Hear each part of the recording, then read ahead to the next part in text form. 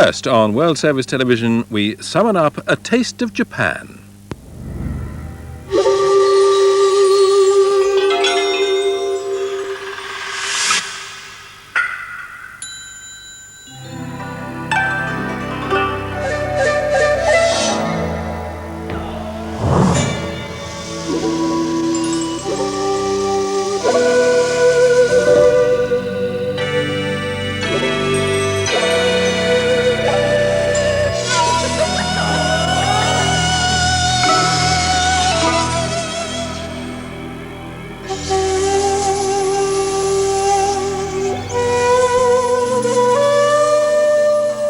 Hello.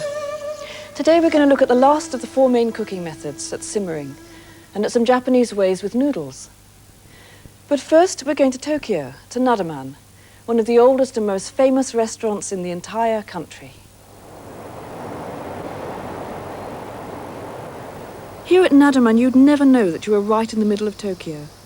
It's one of Tokyo's most exclusive as well as expensive restaurants. For around 50,000 yen, or £200, you can indulge yourself in an haute cuisine kaiseki meal, which embodies all the principles of Japanese cooking. Lunch today consists of 10 courses, and because it's summer, the first course is beautifully arranged on lotus petals, set on a bed of ice and laid on a huge lotus leaf. There are 6 tiny hors d'oeuvres, barely a mouthful each, and each item is incredibly rare and exotic. There are caviar and prawns, for example, or abalone, or pressed rose petals with a special sort of kelp. After the appetizers, the waitresses bring the clear soup.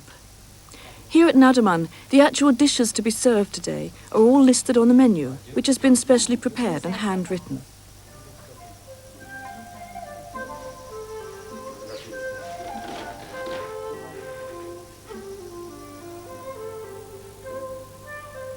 Next comes sashimi. Here it's the custom for the owner, whose family has owned this restaurant for generations, to greet the guests and explain the dishes. There is finest raw squid, toro, belly of tuna, and flounder, all served on a bed of ice. And of course the dish is beautifully decorated with seasonal garnishes.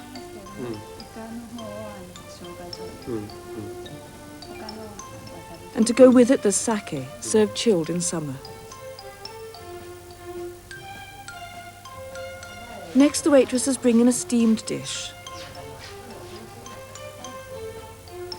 A succulent cube of duck resting on sticky rice. Next comes the grilled dish, a spectacular creation of ayu, grilling before your eyes in a nest of bamboo leaves. It's served with a brilliant green sauce made by grinding up leaves of the tade plant in a suribachi. Next comes one of the specialities of the house, suppon, snapping turtle. It's steamed inside a piece of winter melon as big as a soup bowl and turns into a rich gelled broth with chunks of turtle meat in it. To follow, there's a small round aubergine, grilled until it's incredibly melting and tender, and served with a white miso sauce in the style of Kyoto temple cooking.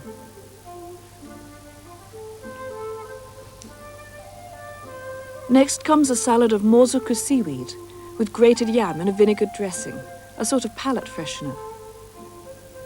And then, just as you're wondering whether the succession of dishes will ever end, the rice comes, like a full stop, marking the end of the meal. In this case, it's scattered with slivered vegetables and served with pickles, a small lidded cup of miso soup with potato stems in it, and green tea. And there's fruit to finish off with, a sort of nectarine, mango, Japanese pear, grapes and plum jelly, all served on ice. It's an amazing tour de force. Small wonder that Nadaman is rated one of the country's top restaurants. Of course, no one would dream of eating a 10-course meal every day. Most meals in Japan aren't nearly as grand and elaborate as kaiseki, but they do follow the same basic principles. The basic home meal is a soup and 3, the 3 being sashimi, a grilled dish, and a simmered dish. Actually, there are something like 15 different sorts of simmering, each featuring a different flavouring ingredient. Sake, for example, rice wine, mirin, sweet cooking wine, salt, soy sauce, and miso.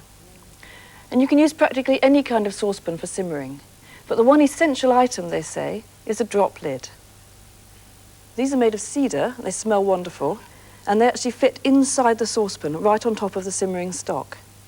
If you don't have one, well, I use an ordinary lid, or you could put something like a piece of foil right on top of the simmering stock. The classic simmered dish is a whole fish. I've got a whole lovely lemon sole here, one per person. You need quite a small one for this. In Japan, they use a little flounder, which is very nice too. And the first thing you do before you simmer it is you cut it right through to the bone in either a cross or a kind of noughts and crosses shape.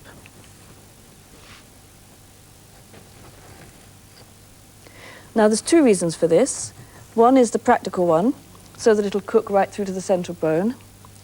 And the other one is just because it makes it look better. It's more decorative. So once you've cut your fish, you've also, of course, got it nicely gutted and cleaned and so on. You start your simmering stock. Now, in this particular case, the fish is simmered in sake. So we start off with some sake and some mirin, put them into a saucepan, big enough to take the fish, and heat it up till it starts to make lots of fumes. And then I'm going to ignite it.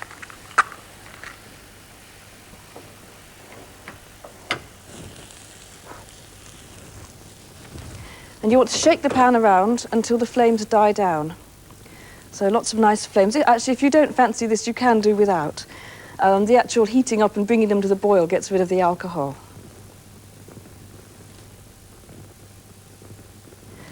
And you then add the other ingredients to make the simmering stock.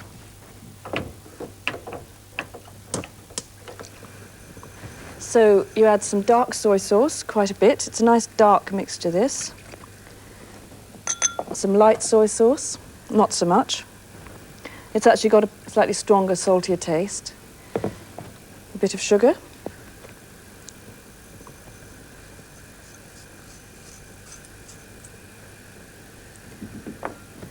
Stir it around so that the sugar dissolves. And finally some dashi or some water, so that you have quite a good pan of stock which is deep enough to simmer the fish in.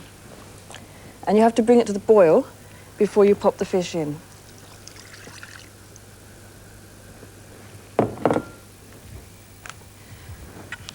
Got my drop lid all ready to fit inside. Instead of lemon sole, you could also use Dover sole. You could use plaice.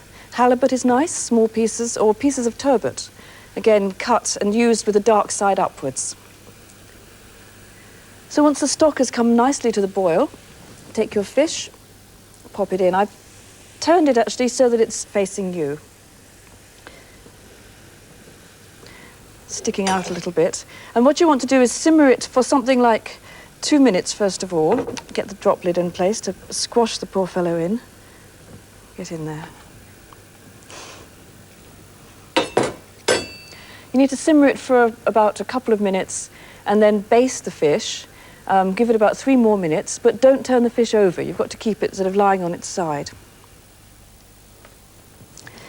So to check that it's ready, after it's had its 5 minutes cooking, you can check it with a fork or a toothpick, and as always, you want to make sure that it flakes nicely. Though, of course, you don't want to overcook it. You want to make sure that it's just cooked. And when you're satisfied that it's ready, you want to dish it up onto a nice big plate. It actually tastes lovely cold as well as hot. The stock gels and makes a very nice sauce around it. Out you come, boy. Now this is the tricky bit.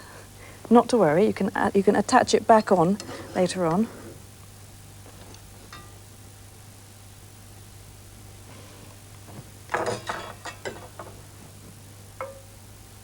So you want to serve it with some of the stock. And as always, you want to garnish it. So I've got some spinach rolls here, just to add a very small touch of garnish.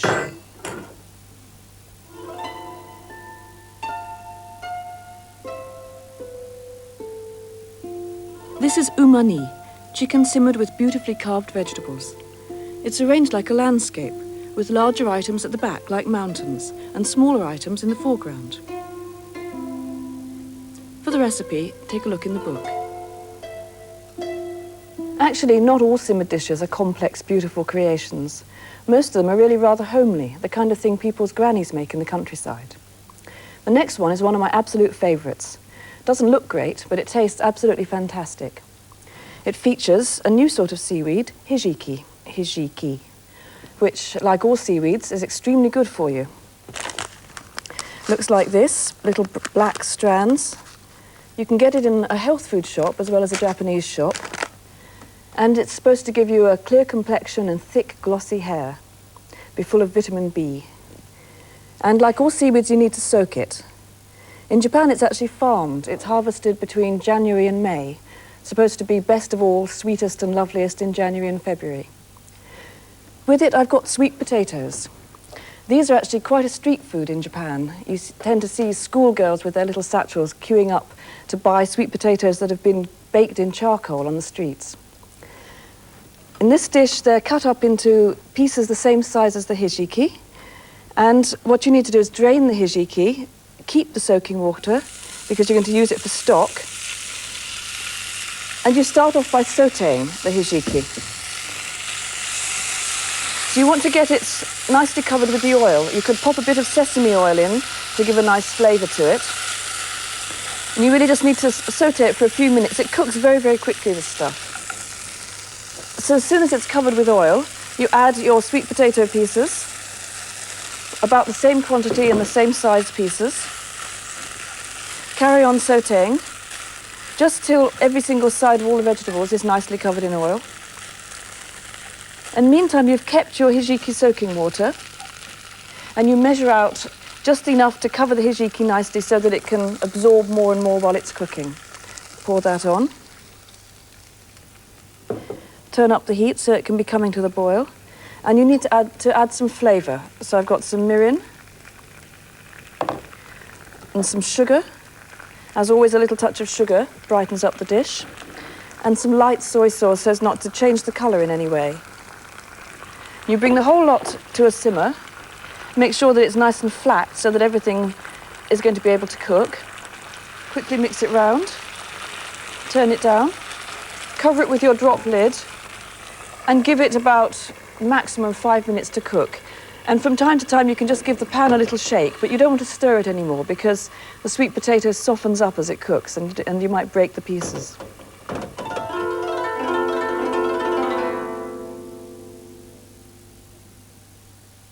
Here's another very nice homely dish using daikon, which is sold as mouli in the West. Now, we've seen it used as a garnish, but actually it's a lovely vegetable in its own right. It's really sweet and luscious when it's boiled. And first of all, you have to cut it, as Yoneda-san will show us.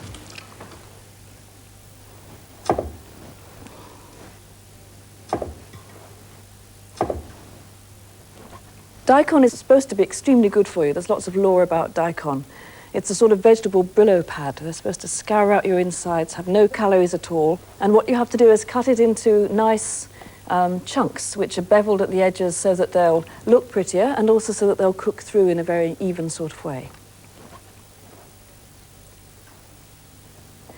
And when you've cut them, you pop them into simmering stock. So I'm going to make the simmering stock to show you. Put a piece of kombu seaweed into a medium-sized saucepan. Add the daikon slices.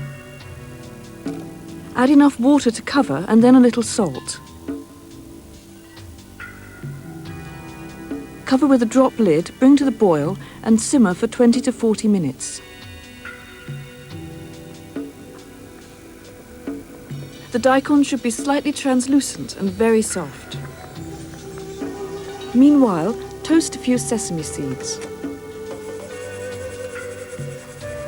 Grind them in a suribachi until they turn into a paste.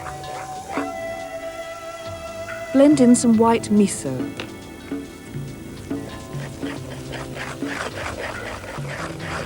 Then 2 teaspoons of mirin, sweet cooking wine. And half a teaspoon of powdered English mustard. Then add enough warm dashi, seaweed stock, to give a thick, creamy sauce. serve, give each person 2 or 3 slices of daikon, topped with a spoonful of the sesame sauce, and garnished with a sprig of fresh coriander. This is a wonderful dish for winter. Instead of the hot sesame sauce, you could use flavoured white miso. You'll find the recipe in the book under grilled tofu on stick. There are actually lots of dishes in Japanese cuisine where each ingredient is simmered separately, as in the last dish, and the whole thing is put together rather like a flower arrangement or a still life. And one of the very prettiest is golden prawns. For that you need nice, fat, raw king prawns, which are made into prawn flowers, rather like the prawn flowers in Soup with Prawns in the first programme. So you slit them down the back, press them open, then cut a slit in the belly and feed through the tail to make the flowers. You salt them lightly, dunk them into corn flour, then into egg yolks, and then simmer them in dashi for a few minutes till the tails are pink and the prawns are nicely cooked. Then the whole thing is arranged just like a landscape. The prawns are the centrepiece, so they're at the back. The beans are simmered separately, and they have a lovely contrast of colour, nice and bright green, and lemon shreds provide a highlight. We've had noodles in soup and we've had noodles in steamed dishes, but in fact most noodle lovers swear that the only way you should really eat them is just plain, all by themselves. Actually, noodles are a very homely folk food. They're not at all part of the haute cuisine, unlike all the other dishes we've seen, and they're most people's absolutely favourite lunch. There's 2 main sorts of noodles. We have in the north, soba, which is made from buckwheat, as buckwheat grows in the north, and it's popular in Tokyo and the northern parts of Japan. And the other main sort is udon, which is made from wheat, which is much more popular, they say, in Osaka and the south of the country. But no matter which sort of noodles you use, there's a very specific and set way to cook them. So as with all pasta, you have to bring water to a rolling boil first. Once the water is boiling nice and hard, you put in the noodles. Bring the water back to the boil. So far it's the same as for normal pasta. And once the water's come back to the boil, you have ready a cup of cold water. Now in Japan they call this shock water, because what happens is it cools down the outside of the noodle so that the inside gets a chance to heat up so that the noodle cooks thoroughly all the way through and evenly all the way through. So once it's really boiling hard and bubbling up, you put in your shock water, nice and cold, which takes the temperature down. And basically, rather than timing the cooking of the noodles, you do this 3 times, by which time they should be al dente, which is just right.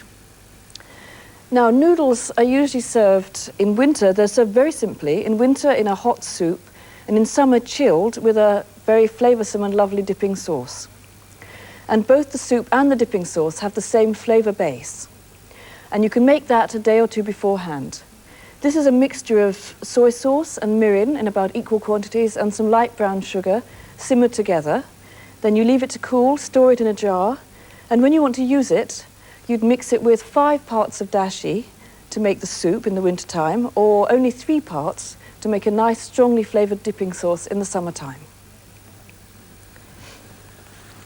So once it's properly cooked, you can check it with your chopsticks. You can check it to taste, make sure it's al dente. Then you need to drain it. And Yoneda-san will show us the proper way to wash it.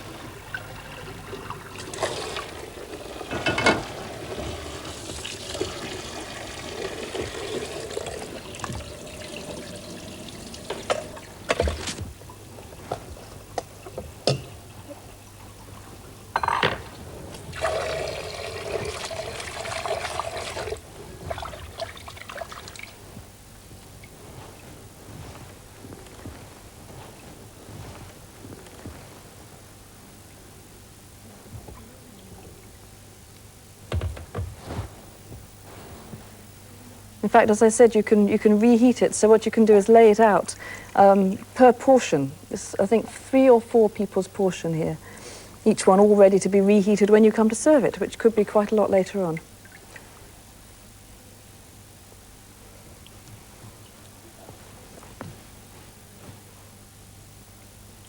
Very pretty.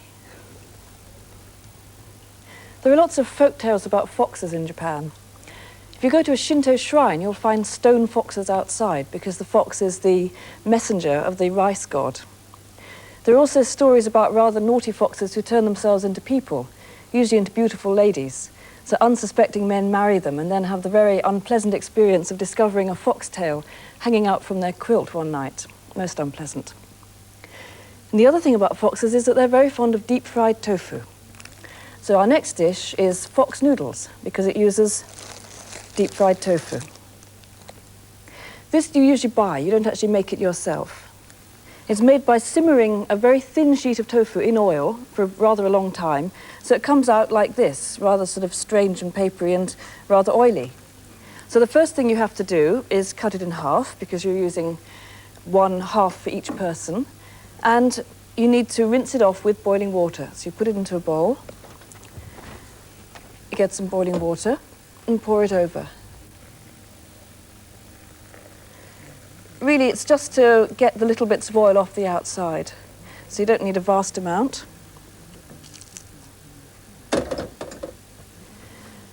And you swirl it around a little bit, just get the oil off it, and then you can simmer it. And you simmer it in the same stock, or a similar stock to the one that we've been using so far, a mixture of dashi, flavoured with mirin, even sake if you fancy it, some soy sauce, some sugar. And when you've done that, the dish is practically ready. It's practically made itself. So you've got your noodles, which are already cooked, and all you have to do is reheat them. You pop them into boiling water just for a few seconds till they're heated through. Make sure they're not dripping too much. And tip them into your bowl. That's the first stage. Then you have the soup which you've already made from the flavour base and dashi, and you ladle in a nice generous amount to cover up the noodles. This is actually lovely, and quite often people pick up the whole bowl like a cup and drink it when they finish the noodles. Then you take the deep-fried tofu, which you've already simmered, which is looking very luscious and sweet. Put one piece on top. And finally you take some spring onions, which have, as always, been soaked in some cold water to get rid of some of that sharpness of taste, and make a nice little heap to one side. If you order these in a noodle shop, you'll quite likely be served with some 7-spice pepper to go with it, which is a lovely, flavoursome pepper consisting of 7 different spices. Chili pepper, black pepper, ground orange peel, sesame seeds, nori, poppy seeds, and hemp seeds. And that's your fox noodles.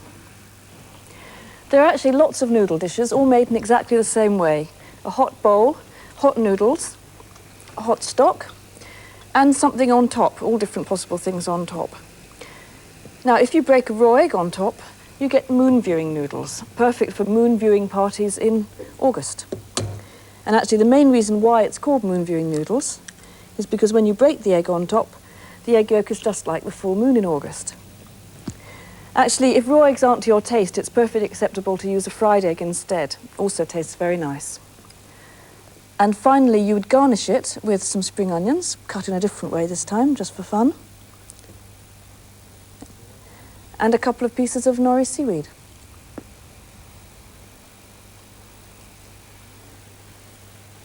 And you could also serve this one with 7-spice pepper. And one more very tasty topping for noodles is tempura. Prawns and vegetables deep fried in a very light and crispy batter. Serve it with 7-spice pepper. It makes a great lunch. Hot noodles are fine in winter, but in summer there's only one sort of noodle you could possibly want to eat, which is lovely thin silky somen noodles. Undo the binding tape and slide the noodles into boiling water and cook them for just 1 to 1.5 minutes. Then drain them in a colander under cold running water and give them a good rubbing with your hands to get rid of the starch. Next, you'll need some prawns, cooked and peeled, some shiitake mushrooms, which have been trimmed and sliced, and then simmered in a stock of dashi, soy sauce and mirin for about 20 minutes. Some long, thin strips of cucumber, which have been soaked in slightly salted water, drained and rinsed. Some mange-tout peas, which have been blanched to keep their green colour and cut on the diagonal into slices. And some egg strands, made from very, very thin omelettes, cut into strips to add a lovely yellow colour. Put them in by the handful. Then bury some ice cubes in them to keep them well chilled. Finally, with all the other ingredients on the noodles, make a little heap of egg strands in the middle. Serve the somen noodles with a dipping sauce. Float a few shreds of lemon rind on the top. Serve a few very thin slices of spring onion and a mound of grated ginger in a small dish, and mix them into the dipping sauce before you start to eat. This is one of Yoneda-san's specials. It's a beautiful 3-colour waterfall made of somen noodles, pink noodles flavoured with plum, and green flavoured with green tea, with plenty of ice cubes buried inside. It's served with a little bit of ginger, spring onions, and a dipping sauce. In this restaurant in the ancient town of Kamakura, there's a never-ending supply of somen noodles, though they only serve them during the summer months, from March to October. Summer in Japan is unimaginably hot and humid, and what better food to counteract the heat than silky somen noodles, best of all lifted straight out of cold running water. In fact, they're probably everyone's favourite summer food. To go with them, there's grated yam and dipping sauce. The recipe, of course, is a secret.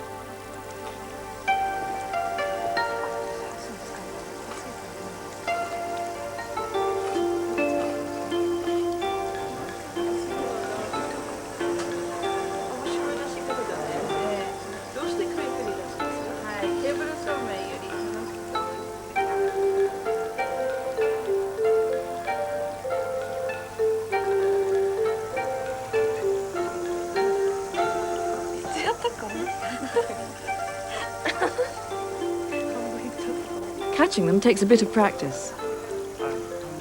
And if you're hungry, it certainly doesn't pay to sit at the end of the line.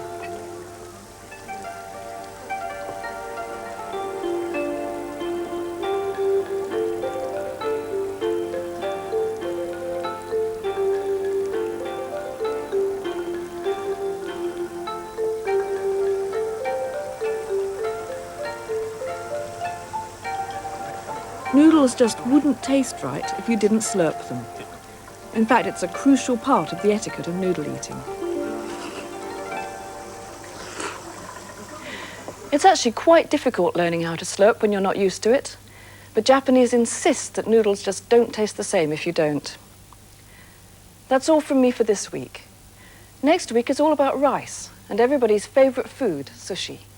And we're going to look at all the different ways there are of eating sushi, from the most high-tech to conveyor belt sushi. So join me then.